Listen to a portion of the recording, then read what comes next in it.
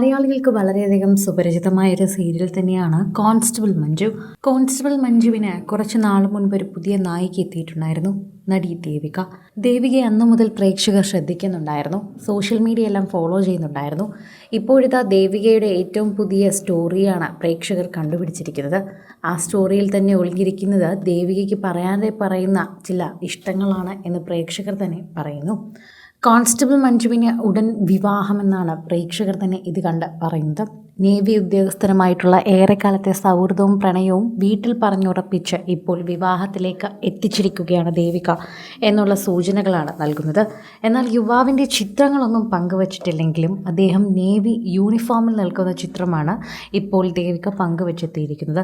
Social മീഡിയയിൽ തന്നെ എല്ലാവരും ഏറ്റെടുക്കുന്ന ഒരു വാർത്തയായി ഇത് മാറുകയും ചെയ്യുന്നു. ആരാധകരെല്ലാവരും ഈ വാർത്തയെക്കുറിച്ച് ഏറ്റെടുക്കുകയും പറയുകയും ഒക്കെ ചെയ്യുന്നുണ്ട്. പ്രേക്ഷകർക്ക് വളരെയധികം തന്നെ ഇഷ്ടമുള്ള ഒരു വാർത്ത തന്നെയാണിത്.